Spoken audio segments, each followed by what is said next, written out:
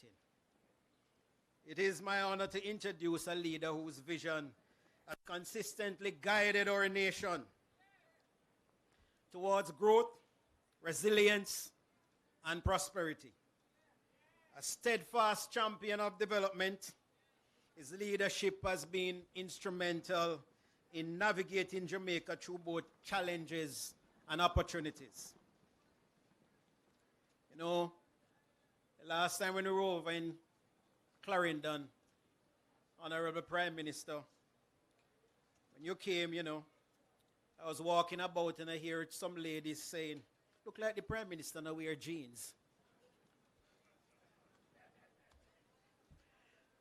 You can address it, sir. I decide that I'm going to wear jeans because if they're looking for the Prime Minister to wear jeans, just know that your humble servant right here, P.S. Spence, is in jeans. All right? Anyway, so the Prime Minister is in jeans today, so I don't expect to hear any comment on that.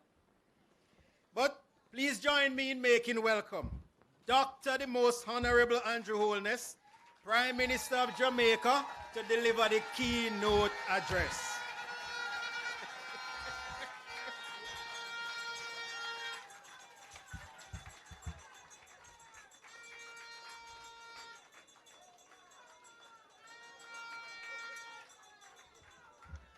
Thank you very much, Permanent Secretary Dermot Spence. Let me say how good it feels to be in the parish of my father's birth, St. Elizabeth. I have a special connection to this parish. And I believe I know very well, and indeed I can identify with the dreams, aspirations, ambitions of the people of St. Elizabeth. Probably some of the most independent-minded people in Jamaica.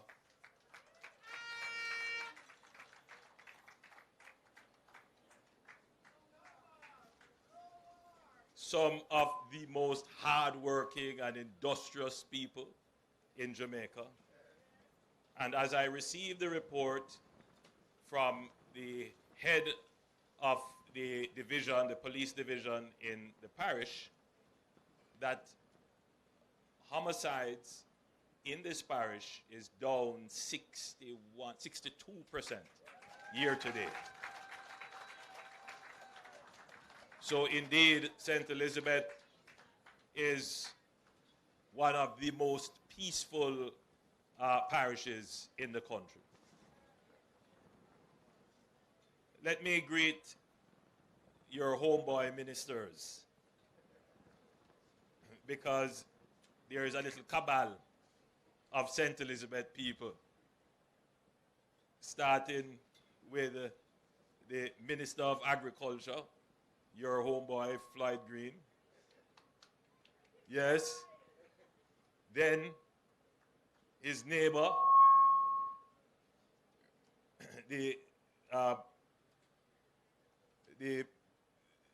Minister of State in the Ministry of Agriculture, the Honorable Franklin Witter, another St. Elizabeth homeboy.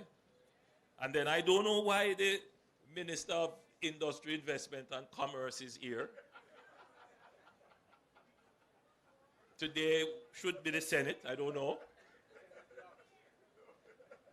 I suspect the only reason why you're here is because you're from St. Elizabeth. Minister Harbin Hill.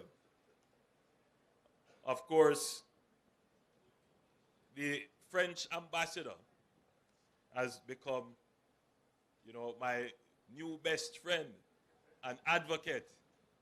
And you don't mind us repeating those comments about the quality of our water. His Excellency Olivier Guillenvache, the ambassador of France to Jamaica. May I respectfully acknowledge our mayor, His Worship, Councillor Richard Solomon. and other members of the St. Elizabeth Municipal Authority, Mr. Joseph Giles, Chief Executive Officer of the National Irrigation Commission or Corporation, Mr. Mika Day, who will be representing the farmers and landowners here today, members of the public and private sector who are here, members of the media, members of the security forces. Today is a good day.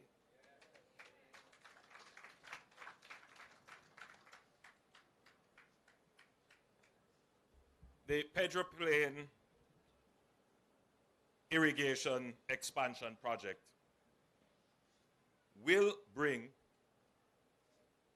4,000 hectares of land, some of Jamaica's most fertile land, under irrigation. It will benefit up to 6,000 farmers and households.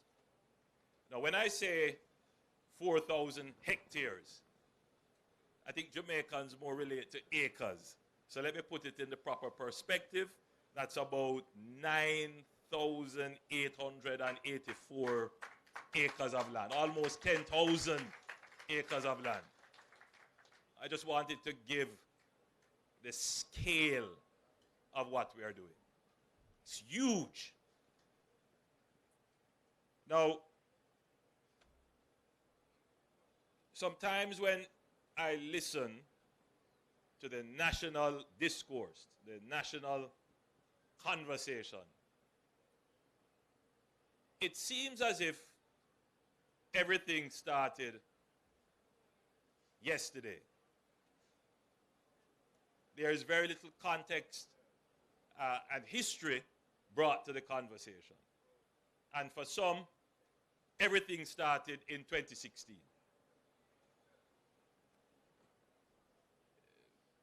Minister Green is correct to say that this project has a long and deep history, but he can only relate to the history after he was born. It is reputed that none other than our great former Prime Minister Michael Manley announced this project, announced the intention to irrigate these lands. And that speaks to the long-abiding dream and aspiration that these lands would be brought into systematic agricultural production. And I'm sure everyone here who is a farmer agrees with that. This is what we would want. Was it done? Why wasn't it done? Could it have been done? Well, let me read something to you. Because it's always good to place things in context. Minister of Water and Housing, Donald Buchanan, says the upgrading of the Greater Pedro Plains irrigation water system is on track and will come on stream in June of next year. We are committed to the farmers of southern St. Elizabeth, and that's why we want to ensure that we provide adequate amounts of water for them to do their farming, Minister Buchanan said. He made those remarks while addressing the annual People's National Party Divisional Conference of the Brampton Division at the Brampton Primary School on Sunday, June 19. This was 2005. Mr. Buchanan explained that areas such as Beacon, Little Park, Newcomb Valley, Richpen, and Big Woods are expected to benefit from an improved water supply for agricultural purposes once the system is completed. With this upgrading and expansion, more than 500 farmers in the southern belt of St. Elizabeth would be better positioned to increase their production of fresh fruits and vegetables. He told the conference that for far too long, the lack of constant water for agricultural purposes had hampered the production capacity of the hard-working farmers in the parish. But he stressed that after the commencement of the upgraded irrigation scheme, the lack of water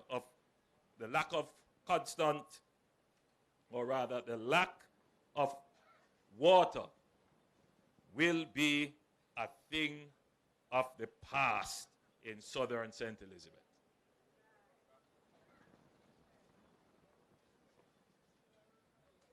That was 20 years ago.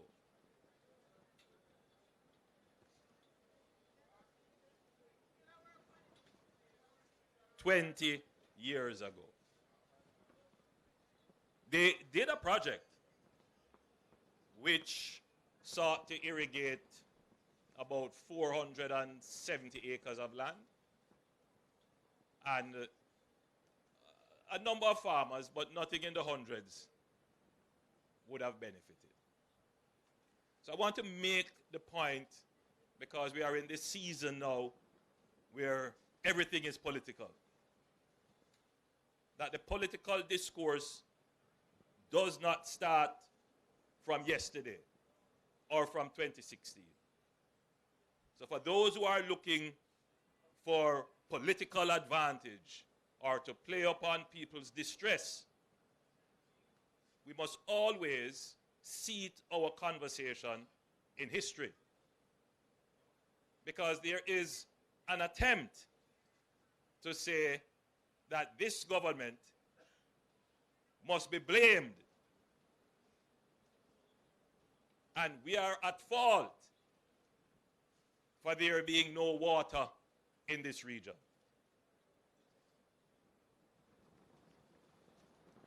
We have done our surveys, and we have gone out, and we have done our polls as well. And we do pick up what our farmers, what households are saying in this region regarding water. And we can tell when there is a politically driven narrative that refuses to pay attention to what the facts are. So there are persons who are saying the government isn't doing anything about water in this region. There are persons who are saying, you know, Minister Green, the Minister of Agriculture, and it is his parish, his constituency, nothing is being done. And there are those who are saying, well, if they were the government, they would do something. I'm saying, look, let's have a rational and reasonable conversation. No? They were the government for 18 and a half years straight and did nothing.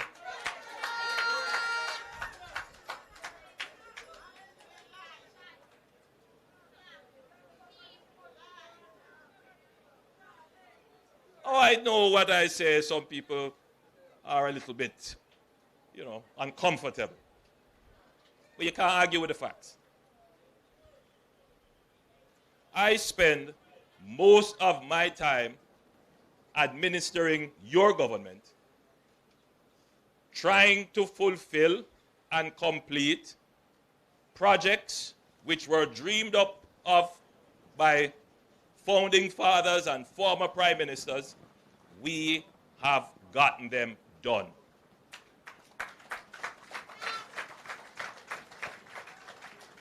I spend most of my time dealing with the big issues, the issues which many of you here think are intractable, meaning we will never solve them. And there's a danger in doing that. Because, unfortunately, our electorate does not pay attention to the solutions of the big problem. Because we have been in this long struggle, and so everything is reduced to, I still don't have water in my house. In other words, everything is reduced to my personal benefit. Versus, how is the national picture evolving? Because we have been involved in this politics of scarce benefit and spoils for so long that everything is about what I am going to get. And so what we have been reduced to is fighting over the scarce benefit rather than focusing how can we expand the pie so that everybody can get, so that it doesn't become about this personal fight for benefits. I have spent the last 9 years as your Prime Minister bringing down the national debt. We have cut it in half. We got it at about 130%. The national debt now is at 68% and trending down. A lot of people say, so that don't affect me. I've spent the last 9 years ensuring that we manage the affairs of the country, particularly the financial affairs of the country, so that you don't have to pay any additional tax.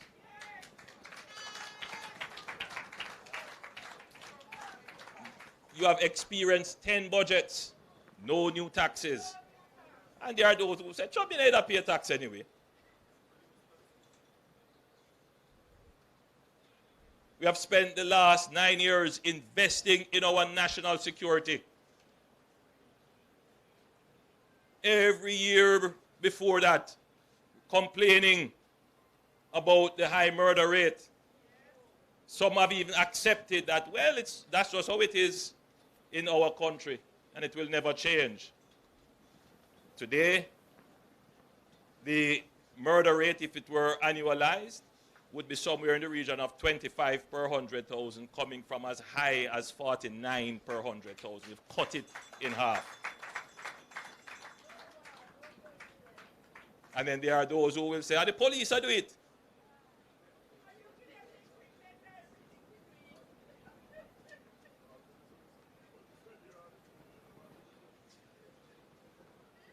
Yeah, that's part of what we pick up when we do our surveys, because those are political arguments being carried. We have spent the last 9 years trying to figure out how can we get a proper school bus system for our children.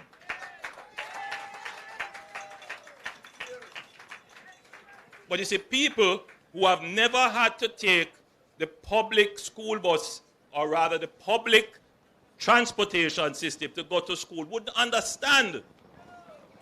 Wouldn't understand it.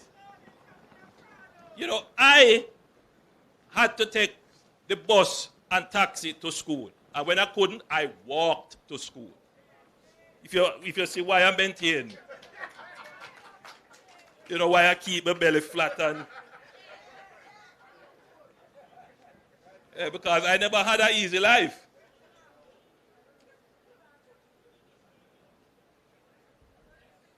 So I understand. I had to stand up at bus stop and wait and taxi pass and say, no, you can't come into this.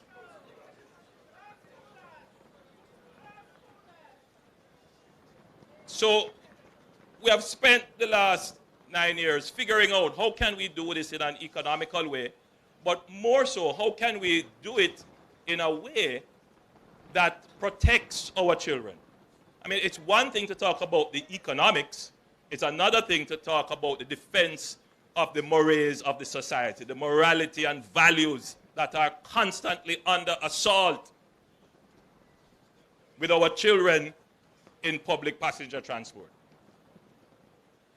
That is invaluable. You can't put a price on that. And that is why we opted for this modality.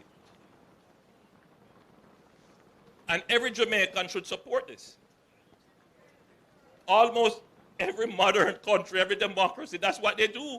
They understand the challenges that children would face if they have to compete in public transportation. So they have a parallel but separate transportation system that is more attuned to schools and the maintenance of discipline. You know, you can't expect the public transportation system to have to run on the schedule of schools.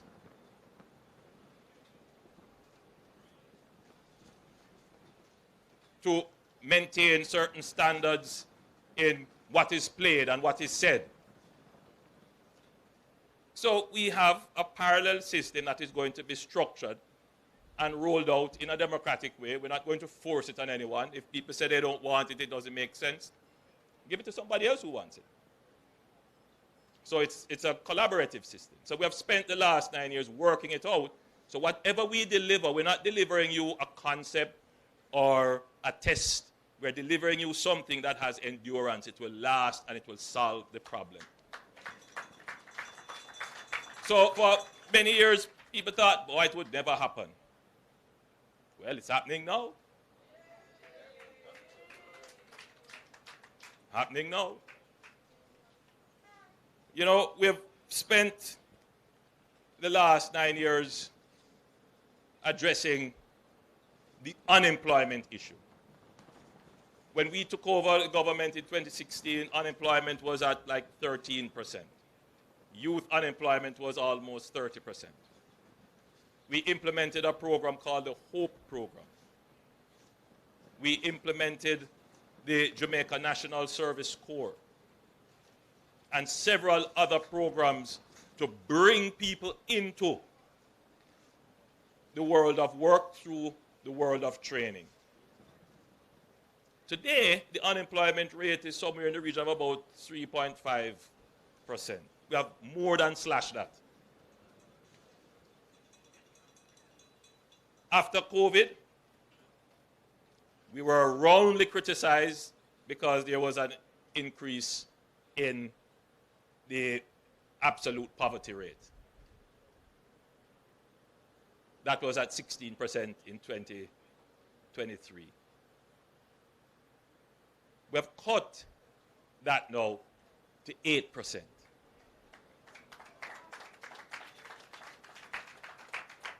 All of these are big figure things, right?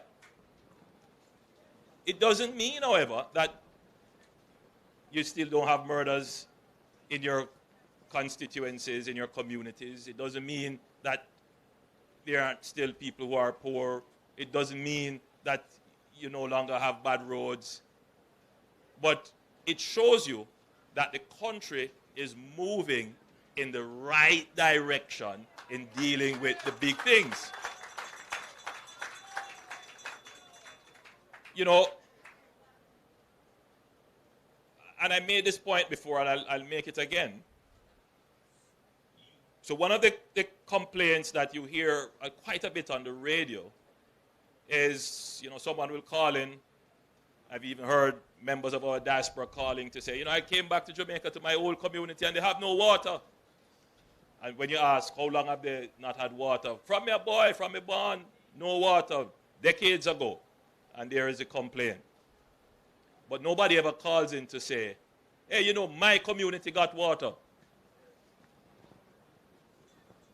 You know, when I came in 2016, there was a community called Gibbs Hill, or some people said Gibbs Hill, in St. Mary. They didn't have any water, and we ensured water got to that community.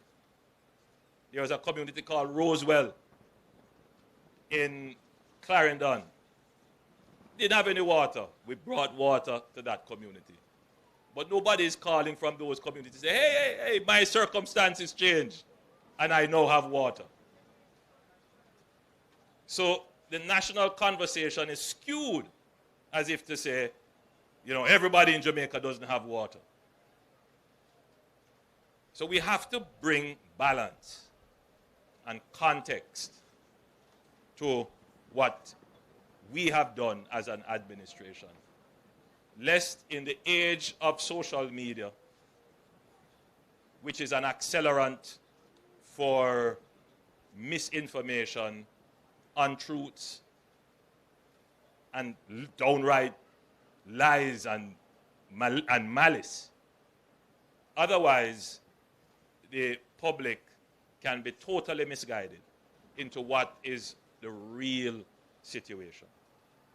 So the real situation for this project, which you may be interested to know, is that Jamaica has approximately 270,000 hectares of land that can be cultivated. Let's call that arable land. There would be about 90,000 hectares of this, which we would be able to put water on it and irrigate it. So we call that irrigable land. The NIC, up to now, has 8 irrigation districts across Jamaica, 8 parishes, and they have irrigated approximately 45,000 hectares of land. So essentially, about 50% of the irrigable lands are irrigated, meaning that there is some man-made infrastructure that brings water to the land where none existed before. That figure was only achieved within the last 9 years, because before that it would be about 25% that was under irrigation. I want you to appreciate that. So for those people who are saying not now go on, absolute foolishness. It is only under my administration of your government that we have reached this stage. And now today, we have another 6,000 hectares of land that are either in progress or in plans.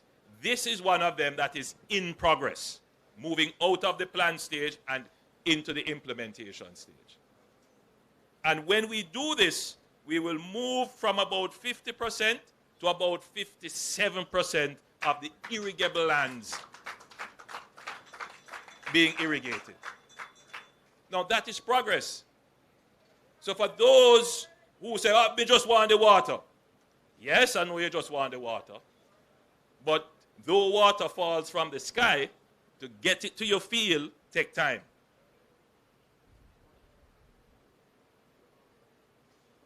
Now, what will we be doing in this project?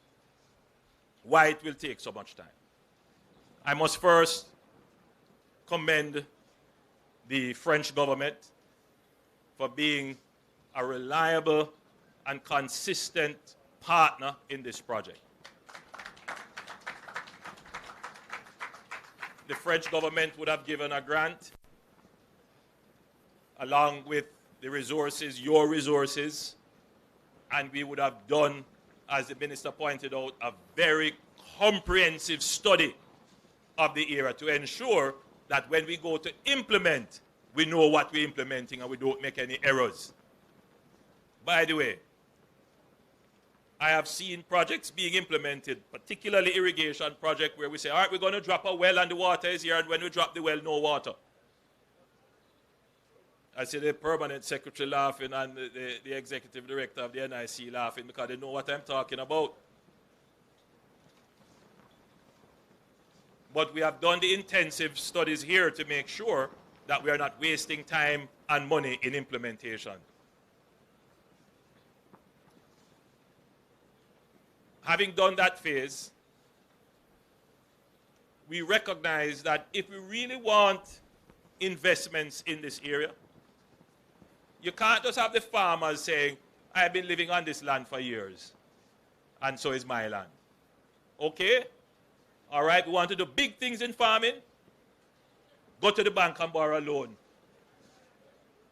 And let us put up some processing and buy some equipment for automation. They can't do it because they don't have a title.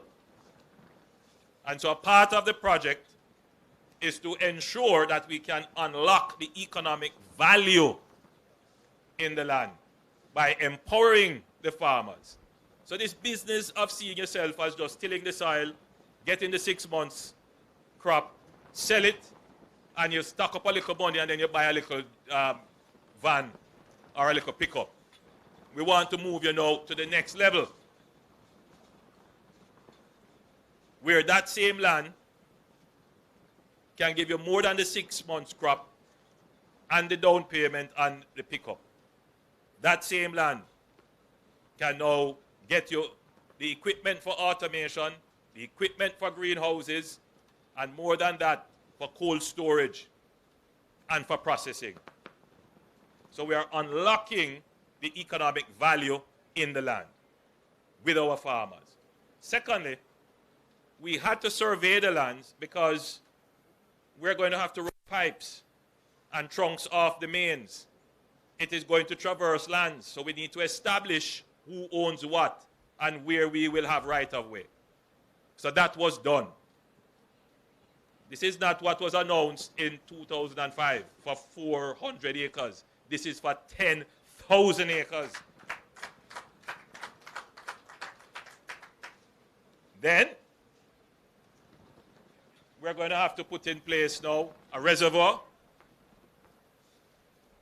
massive reservoir. Then we will have to lay pipes and cut roads. And the part of it that I like is that we are going to be building the largest solar plant attached to any agricultural production facility. That will give us, I don't remember how many megawatts of electricity. Let me see if I can find, because it's important. Almost 9 megawatts of electricity. That's big. Thank you. Huge. That was not what was announced in 2005. Of course, we are taking the water from the Black River. Some of it will be gravity, but much of it will have to be pumped.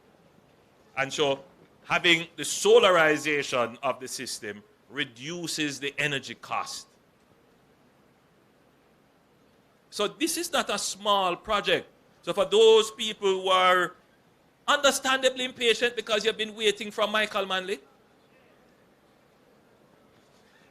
understandably impatient because you've been waiting from Danny Buchanan, my good friend, not again.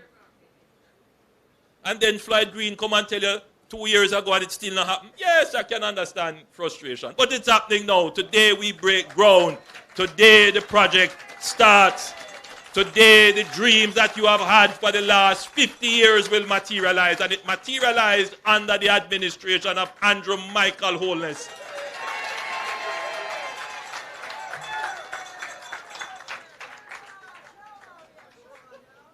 And these are facts.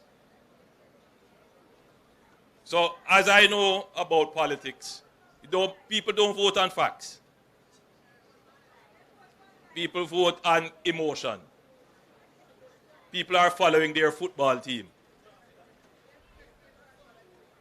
But the consequences of following the wrong football team is nothing like the consequence of following the wrong government.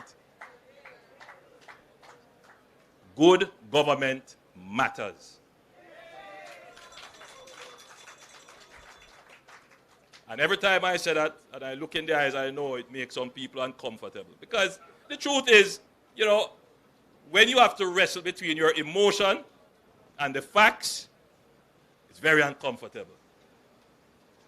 So I urge those people who have this wrestling with their emotion versus the facts. Choose the facts. Choose Jamaica. So having said all of that, I also need to say that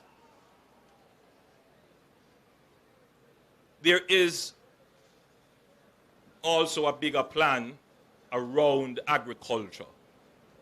All right, this is not just about bragging and saying, oh, we are the ones who have irrigated the most lands in Jamaica. That's fine. But there's a bigger plan, and that bigger plan is for Jamaica's food security. That's what we're trying to achieve in doing this. Recently an international organization said that Guyana was the only country in the world that was sustainable in some elements of food production. I think it's fruits and vegetables and other things.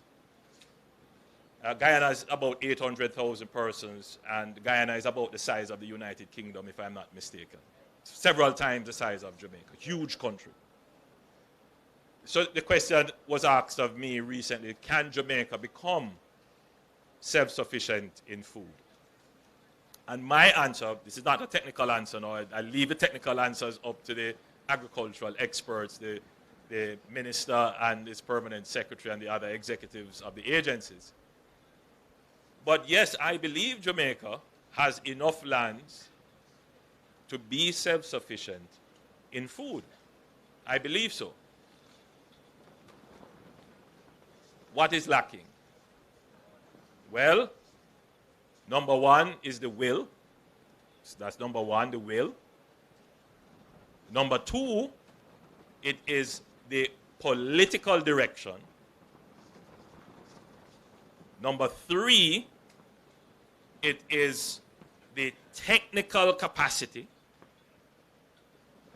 And then number four, it is the financial wherewithal, the resources.